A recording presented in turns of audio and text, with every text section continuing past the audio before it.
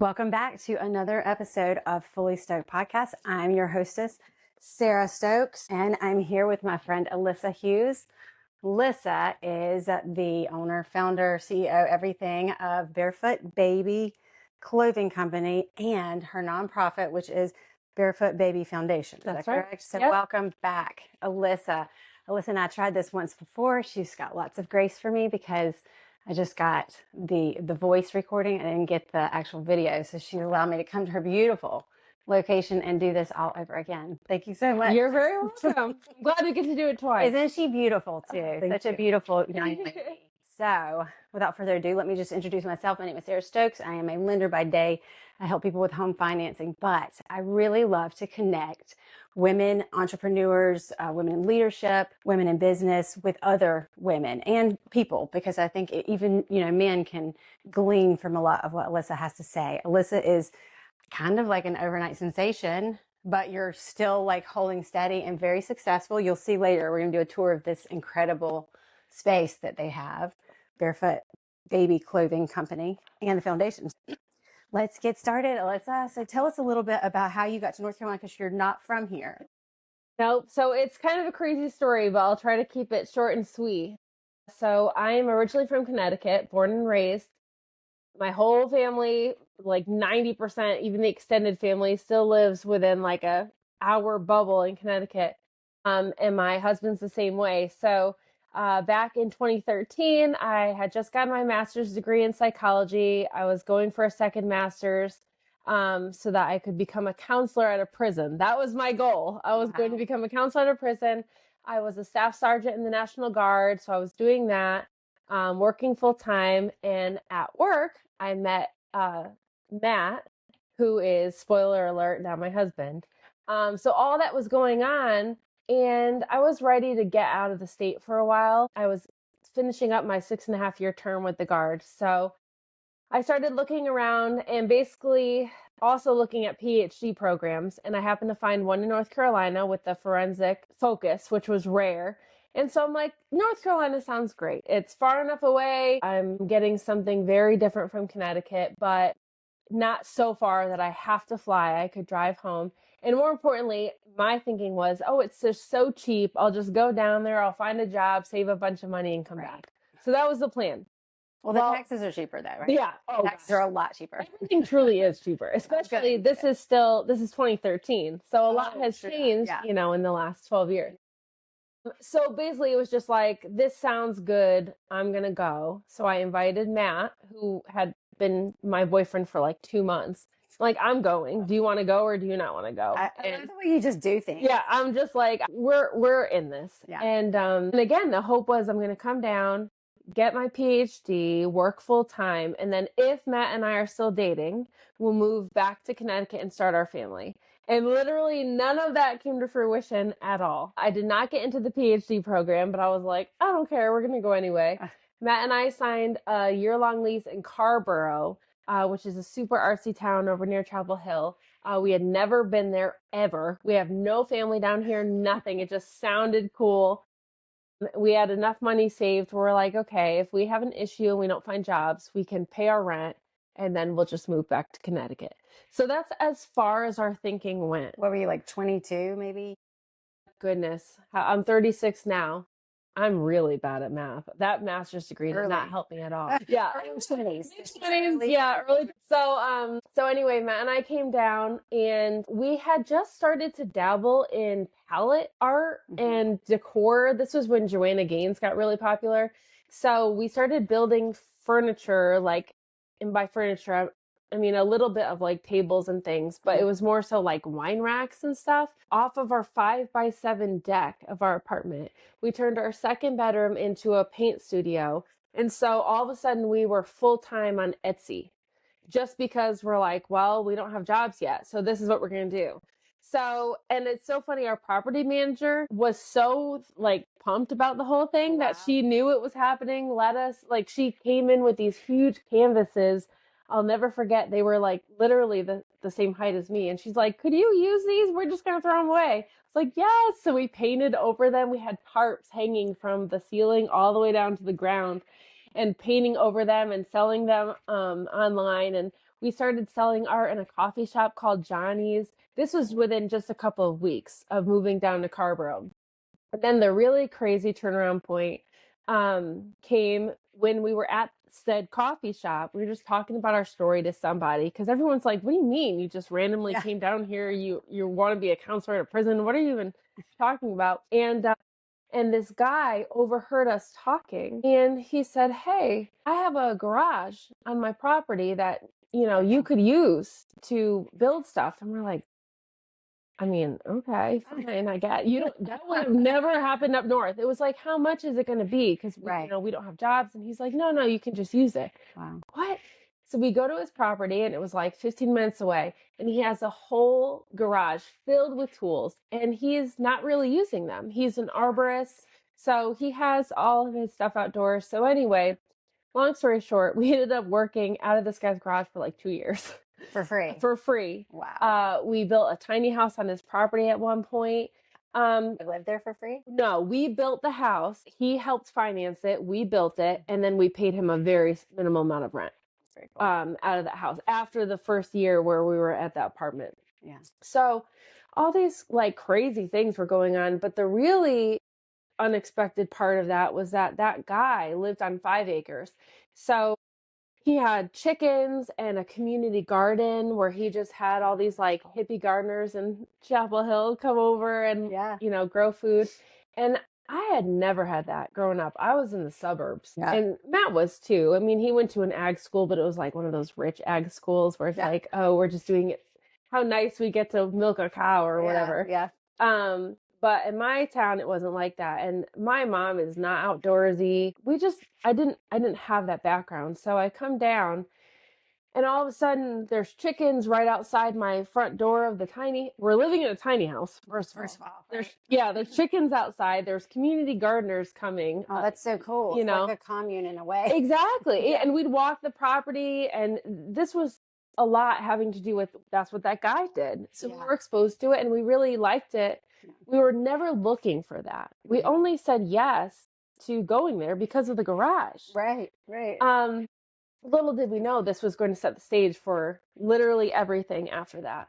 But I'll never forget, I think I was like, to your point, like mid-20s, like 26 years old. And I saw a little white flower, and there was like a little seed thing coming out of it. And I'm like, Matt, what is that?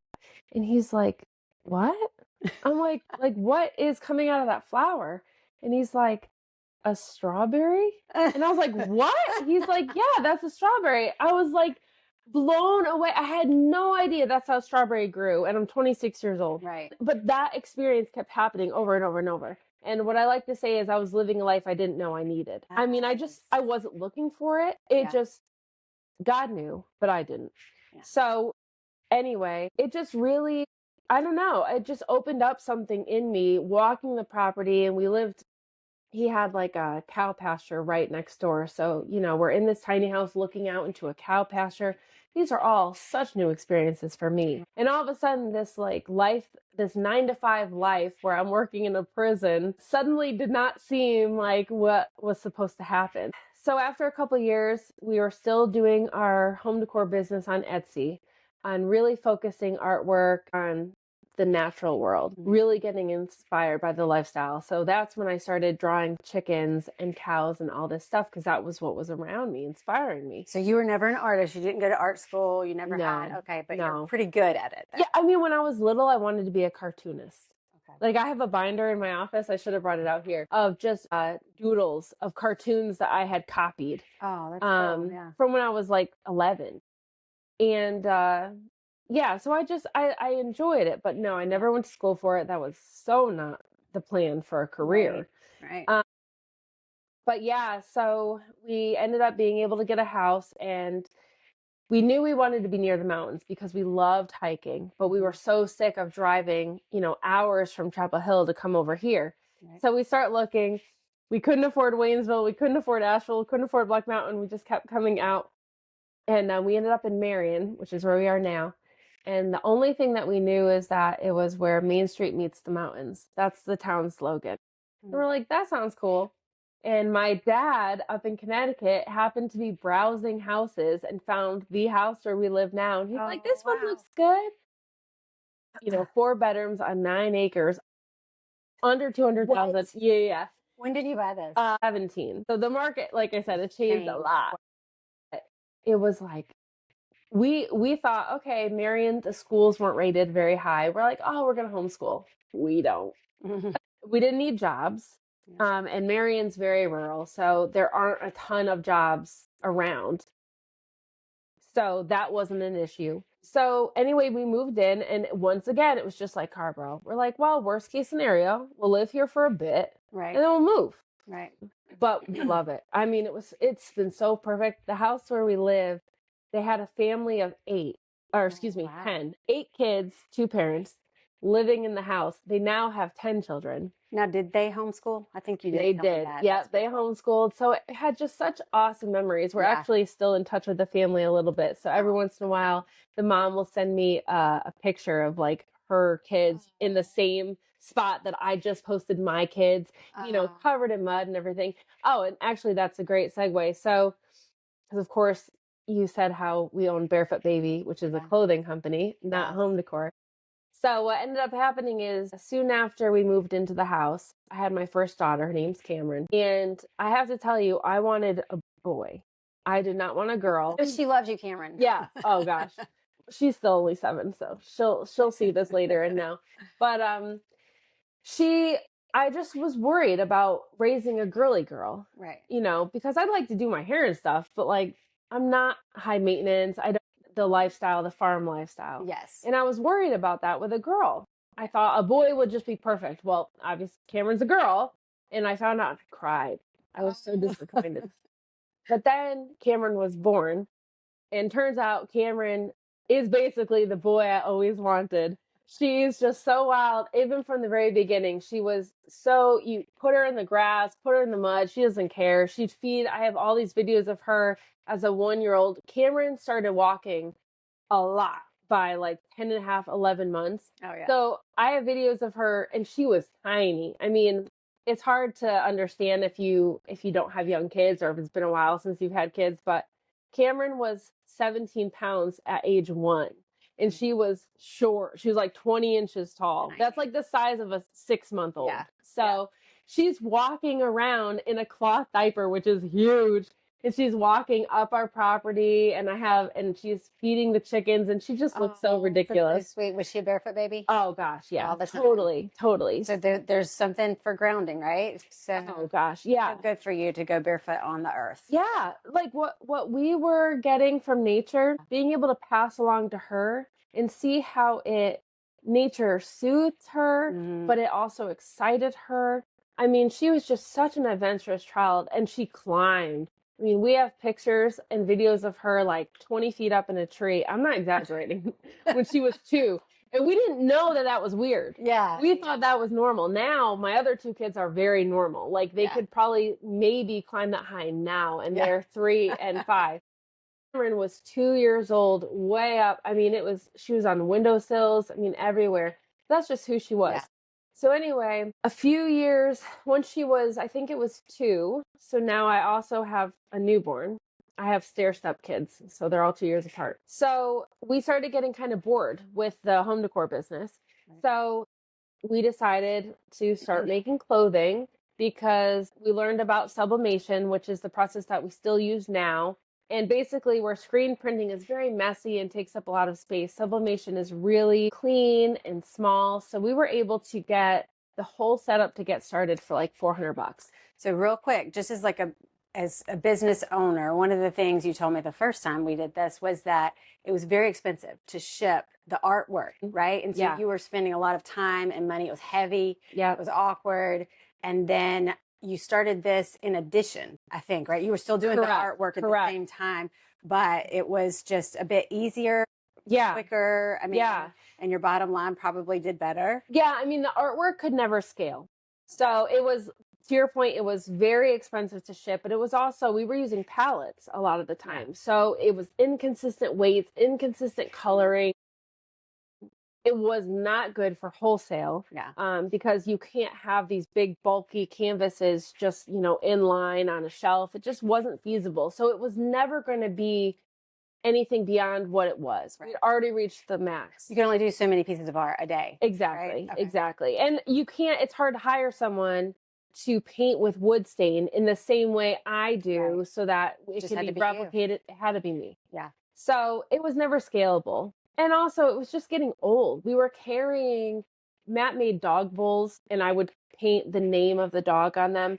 And we're carrying them from his workshop, which started in the basement of our house. Eventually we got an outbuilding. So we're carrying it up the driveway into my house. We're banging every door frame Right. with all the canvases. I'm painting with wood stain in my house, right, where my children are. Oh no. And where I'm breathing. And it was just a mess. We were tired of it. It was just, right. It wasn't fun anymore. Okay. We were really losing that. And we had plateaued in the sense of income, which is fine. We made enough that we could live. As an entrepreneur, you're always looking for that progress. Yeah. And we weren't getting it. Right. So we started the side thing with the clothing, thinking it was going to stay a side thing. Right. We started on a 6-foot table with, again, like a $400 setup, just a printer, some sublimation ink, a few blank pieces of clothing from a random company I had Googled. Yeah. And a heat press and the tablet. So I was drawing digitally for the first time, which came with its own learning curve. You draw all these things? I draw everything. Wow, that's beautiful. You are really good. She is very much an artist, actually. Thank you. It's beautiful. Yeah, there was a bit of a learning curve with the tablet, but we put it on Etsy. And again, it was all inspired by Cameron, because at the time I did have another daughter, but she was a newborn. Yeah. So we didn't really see her personality yet. She would not have inspired. My second daughter would not have inspired Barefoot Baby. Kai is very much, I want pink and I want to do gymnastics, mommy. And she's the sweetest heart in the whole world. But she was not the wild child that Barefoot Baby is inspired by. That's awesome. But I do love her. But yeah, so anyway, we started the clothing and we were getting good feedback. There were other parents that were looking for something similar, because Cameron loved the tractor. She loved chickens and all the things. And I wasn't finding that, especially not for girls. So I started drawing it, and we were selling it on Etsy because that's what we knew from the home decor.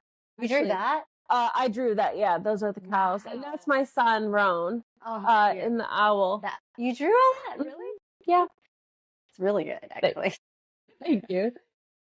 But yeah, so we started, and it was a nice side gig. It was like $40,000 in the year. Yeah. So it was like a nice bump, but it wasn't like life-changing. So then randomly, so now we did that for a year. Now I have my third child, Roan, that boy right there. So this is now 2022. So we're doing this all through COVID and, all that kind of thing. And Matt's aunt lives up in New Hampshire, and she owns a birdseed store. So she messaged me randomly on Facebook and was like, hey, have you ever heard of this website called faire.com? It's FAIRE.com. Said, no, what is that? She's like, well, that's where I find my vendors for the store. You sell on Faire. It's very much like Etsy, but it's B2B. So business to business. You have to have like an EIN of a store in order to purchase from there. And you have to have a resale license if you're the wholesaler. So, so it's not just for anybody, but I'm like, sure, I'll try that, because like we said, the art was never going to be for wholesale. There's no way I could ship a huge amount of pallets to somebody and have it work out. But the clothing, it was so easy. And we'd already been doing it for months, shipping.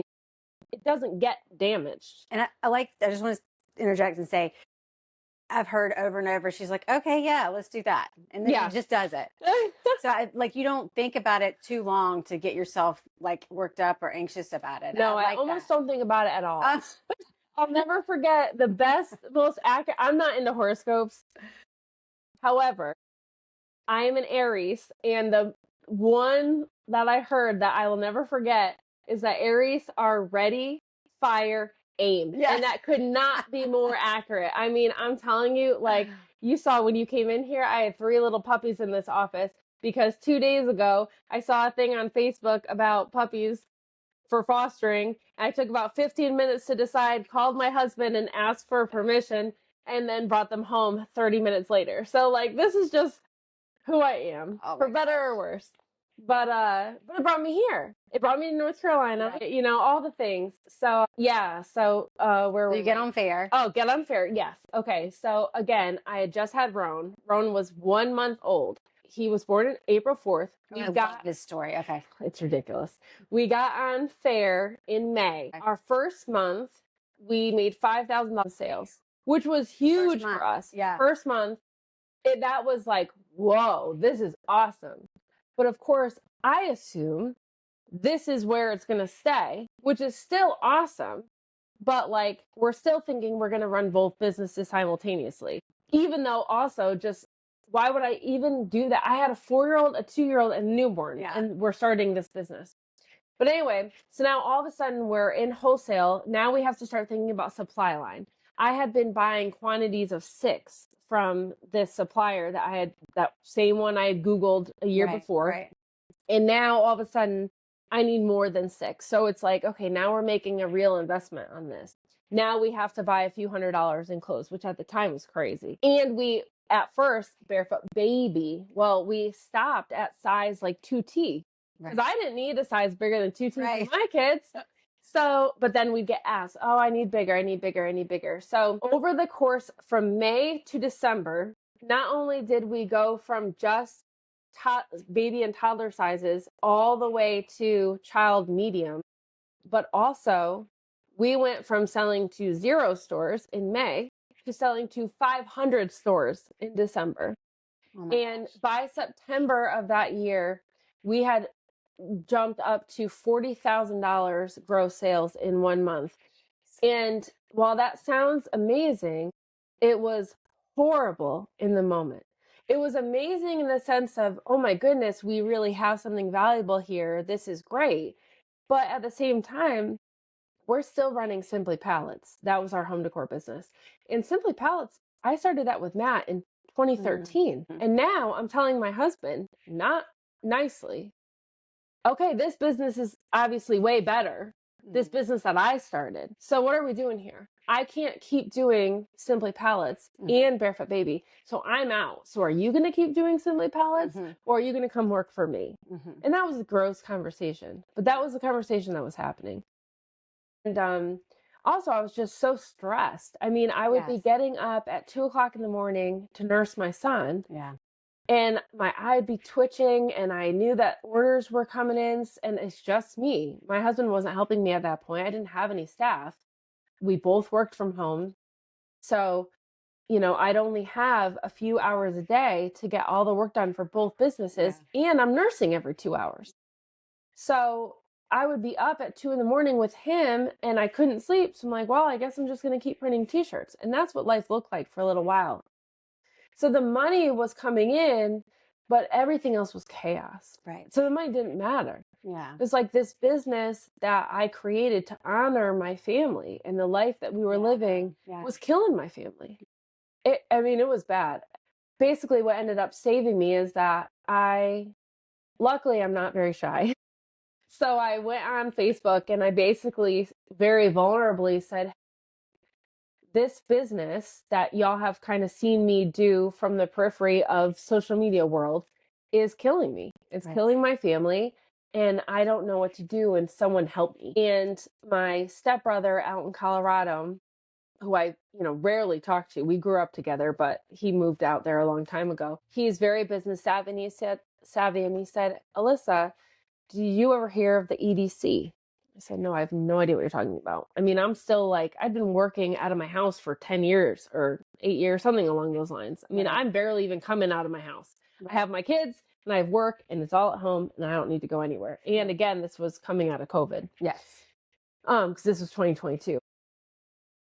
He said, every town's got one. Go find it.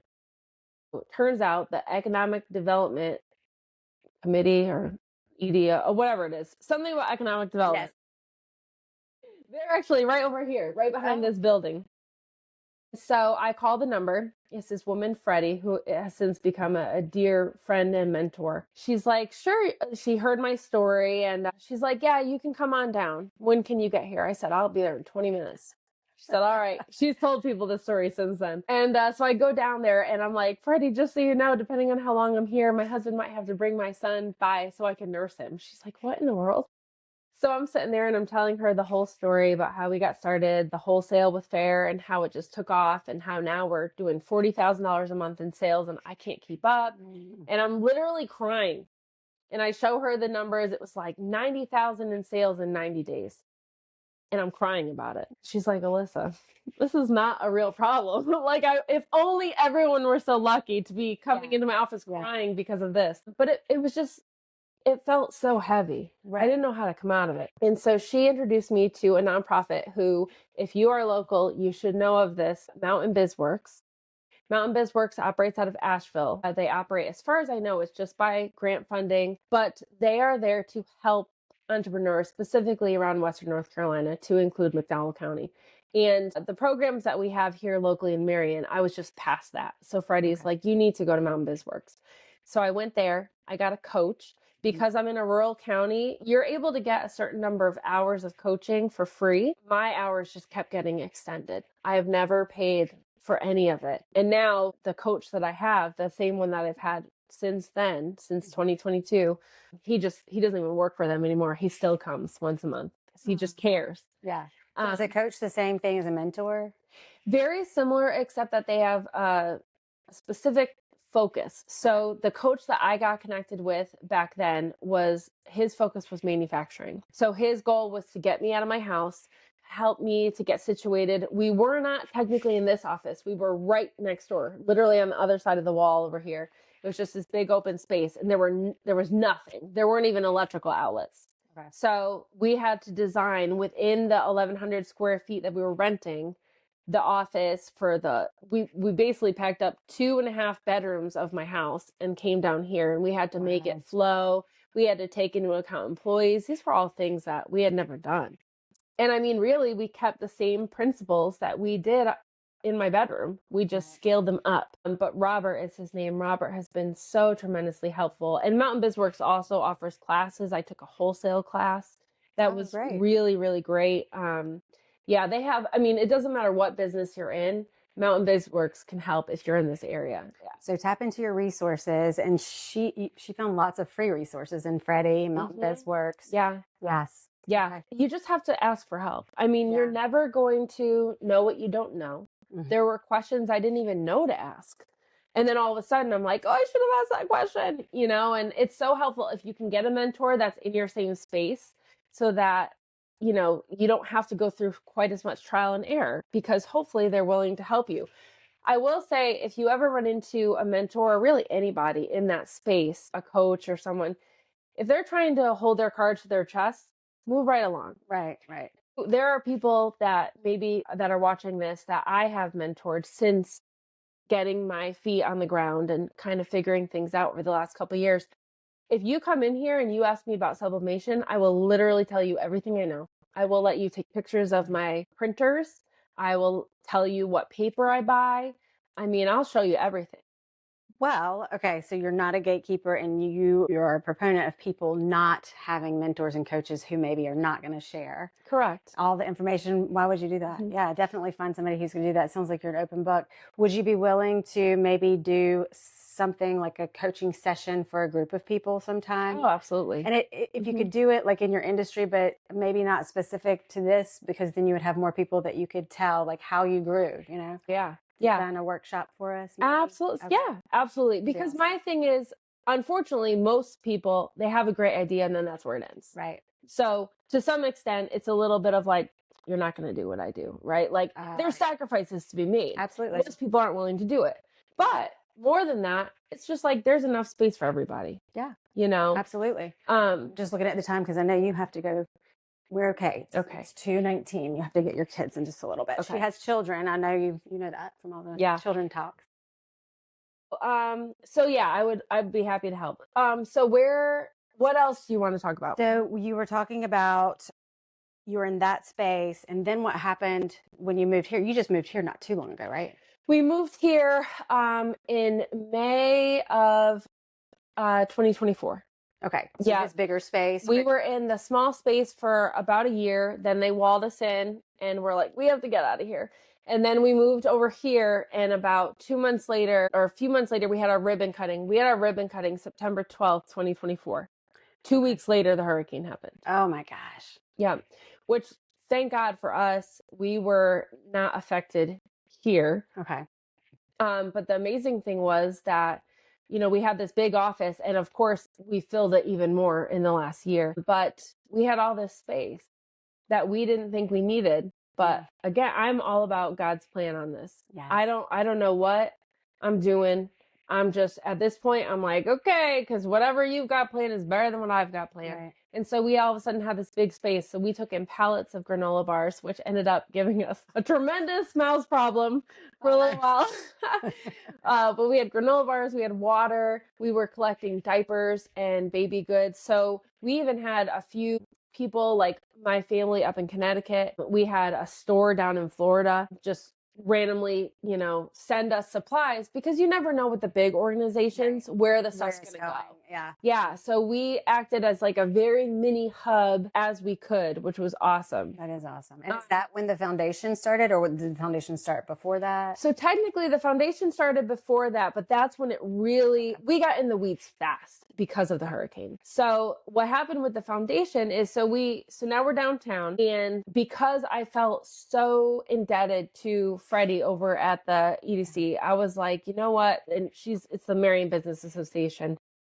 I immediately wanted to connect with the community, help other people like me, and just get involved. So I started finding a couple I didn't find anybody. God sent me some random people. Honestly, they just like pop out of nowhere. But like McDowell Trails Association, Steve Pierce over there, that's a local association, and they were doing the Year of the Trail. And I love hiking with my family. Yeah. So that was a natural connection. So I talked to Steve right away. And so we just started talking with people in town, figuring out how we could better the town, how we could bring the things that we were finding to be so positive for our family.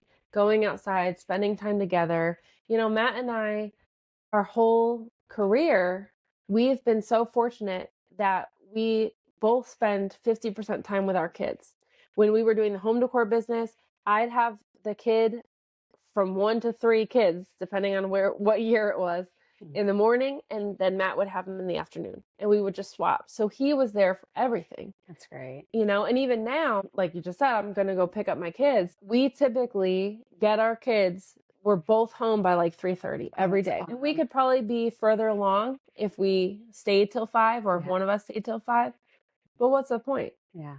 Our kids aren't going to be young forever. I love that. So I wanted to bring that to the community. So we started Barefoot Baby Foundation. So while Barefoot Baby, the clothing company, promotes those kinds of down-to-earth country images on clothing, the foundation wants to bring them by memories. So that's the whole mission. So we started, the very first thing we did was build a park in Marion, a nature park, with the NC Gold Foundation. They just happened to reach out to us, and we're like, yeah, sure. I mean, they had everything they needed. They just needed someone to light a fire a little bit.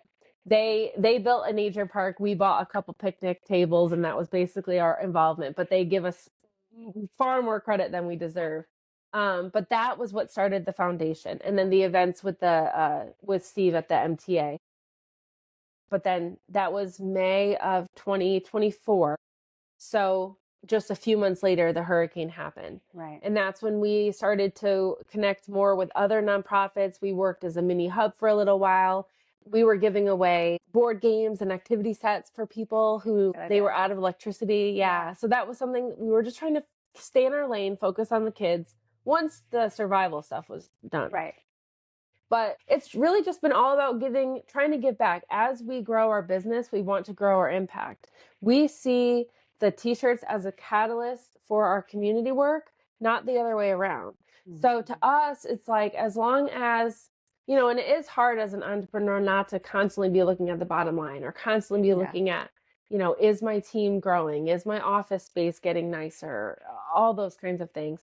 But at the end of the day, it's like, if we can keep our family fed and a roof over our heads, and we can do the same for our employees, right, then it doesn't matter. It's about what we can do for the community. So just 2 weeks ago, we threw for the second year in a row a family-friendly New Year's Eve party for the town. And it was awesome. Yeah. We had apple juice toast, and we were doing a glow-up station where kids were getting like glow-in-the-dark necklaces and putting face paint on. And we had glowing cars and magic bubbles, and we had a juggler just with his glowing ball. I mean, it was like a whole thing. But it's just about free events that anyone can come to and connect with their families and also their communities. Right. You know, this is why I'm so open to doing a workshop. This is the kind of community I want to live in. I want to live in an area where entrepreneurs are welcome and encouraged. I want to live in an area where families can go down on Main Street and number one, they know it's safe and they know that it's a welcoming environment. It doesn't matter if they have money to spend or not. I want you there. I'm not trying to get in your pocket. Most people don't realize that we sell t-shirts. Yeah. You know, we do so much of this is a manufacturing facility, not a retail store. It's pretty because a woman decorated it. But most of the time we do not have customers here. Mm-hmm. So when people see Barefoot Baby Foundation up on Main Street, there's not the connection there. Gotcha. If I'm selling t-shirts at an event, something's going on. S has hit the fan because I am all done with that. Yeah. We're past that. But yeah, that's the kind of community I want to live in. So I love that you're creating that community. Really and truly, like you're a big driving force in how Marion has grown, the community has grown, and it's gotten tighter, I would say. I mean, it's amazing. And I just can't wait to see the future, what happens. Keep doing what you're doing because it's love and it's light and you're doing all the right things. So you were talking about like, how do you think your faith journey has affected your business savvy or your steps? You mentioned several times, you know, I didn't find these people, God sent them my way. Mm-hmm. So like you were not always really a spiritual person, right? No, not at all. I grew up Catholic just because my family was. And as soon as I basically turned 12 and they couldn't force me into the vehicle to go to church, I was out. And Matt was the same way. He literally announced after his confirmation to his entire church that he did not believe in God. His parents were thrilled. He was a very loud atheist. I was more like agnostic. And then about 2.5 years ago, we hit a very difficult part in our marriage. It was shortly after we moved downtown here. You know, the normal song and dance. We have kids, we're busy, we disconnect, all the things. But it got bad enough where, for whatever reason, I was like, I feel like we need to get back to church or get to church at all. And he agreed, which was crazy at the time. And we found a great church. We're very involved in the community, the church community where we are still. We're both in like a weekly, I'm in a women's group, he's in a men's group. We just connected right away. But the thing that it has changed about our lives more than anything is that we really saw that we were not the creators of this life. Oh. Like if you left it to me, again, I was planning to be at a prison. Right. I was going to be a counselor at a prison. And now I'm drawing chickens on children's shirts and throwing neon New Year's festivals on Main Street. Yes. You know what I mean? It's like, and not just that. I mean, we've only been on the scene. Again, we were essentially hermits until we moved into this office in 2022. And really, it was December of 2022. We didn't start full time here until January of 2023. So we're talking this tiny amount of time. And so it's been only 3 years. We just hit the 3-year anniversary of being downtown. And now I am in my second year of throwing events alongside the city. So you know what I mean? It's the city and it's Barefoot Baby Foundation. And that's crazy. And it's a testament to Marion's openness to anyone who's willing to step up and put their money where their mouth is and do a good job. But also it's a testament to whatever God is doing here. Because what no-name Yankee is going to come to this rural southern town and all of a sudden start throwing events on Main Street? Well, it's a testament to God, but it's also a testament that you are willing and open to do whatever it is that God has for you. You're just so willing. Yeah. And that your husband is so willing too. Yeah. Did he ever like put up a fight with anything?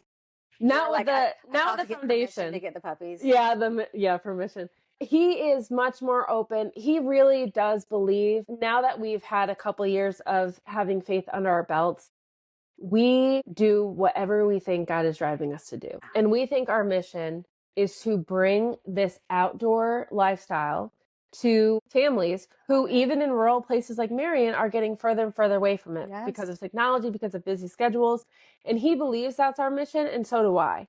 And so whenever we have a thought of doing something, even if he thinks it's crazy, now the puppy thing was a little bit different, but he very much understands that I am not just coming up with this because I'm trying to pat myself on the back, put myself up. I'm trying to do this mission that God has assigned to us. And it feels very clear because every door, even doors that don't make sense, have been opened. That's amazing. Yeah. That is amazing. Well, thank you for your time. I am going to get with Alyssa and see about a workshop or training, something That'd be where great. you can, pass along the information. You have a lot of information you just barely touched on. And I was like, I should be taking notes, really. But I think if you could share that with other entrepreneurs or people that want to start a business, I think that would be fantastic. And we can definitely set up something. I would like to take a quick tour if we can. So we've never done that, but let me get my lights set up and handy dandy light. Thank you, Amanda. You're the one who showed it to me. All right. So yeah, this space is just like right where you walk in. It recently shrunk because we had to expand our storage units, but we'll get to that. Little thing, isn't that precious? That's actually 3 horses that live in Waynesville. Well, one of them passed away, but my friend's horses. Yeah, this is our little entryway. Unfortunately, this also happens to be where we have a lot of our junk. But I guess we'll come over here first. We have our hat station. So we're currently making youth hats. We're actually waiting for our first shipment of adult hats as well. So I design all the patches and then we just adhere them here. This is our flex area where when we have big shipments, like for Mass General Store, we print everything and separate it by store. So we need a lot of space. We also bring inventory over there. Here's our packaging area along with our pre-made stuff like our joggers, and I design workbooks and children's books. So we just grab those right from there. We have our office area over here. We have enough stations for 3 employees and my husband, and then I'm walled in because I love to play loud music. So I love it. They're trying to block me out. My puppy cage over here. Oh, this is just some of our extra clothing. It's like, oh, I accidentally printed an extra or whatever. This space here, I'd love for you to show our mission: bring nature and family back to childhood and have fun doing it. And that's the key, because if you're not having fun, what's the point? Yeah. So that's our employees love just having that little space. And we frequently have children in the office, whether it's my kids, our employees' kids, so they love it. These are our stations. So again, this is exactly how it was at my house, just way smaller. We had a 6-foot table and we had a small heat press. The microphone just fell. I don't know if it matters. No, it's okay. Into my shirt. Here, I'll look this way. You can get it out. Yeah, it's a big section over. I got it. But yeah, so we have all the designs that I made are pre-printed on the special paper that we need with the special ink, so we can just grab it. Over here we have our long-term storage. So all of the inventory that we get is blank and we print it to order. So we don't have any crazy waste. We don't have to have huge blowout sales, which is really helpful to our bottom line because we're not just, we don't have to guess what people want. We're just doing it. We recently got all these new tags. We were small enough where we did not have UPCs, the barcode on the back. Now we need them. So we're just starting to get that into our routine printing. And then over here, we just have our little conference room, which is more so for when we have the board meetings for the foundation. But it's kind of cool. It has like our little timeline pictures of like, this is my first big shipment at my house, these 3 boxes. And now we get about 4,000 pieces a month. It's so cool. But I was really excited. So yeah, that's basically it.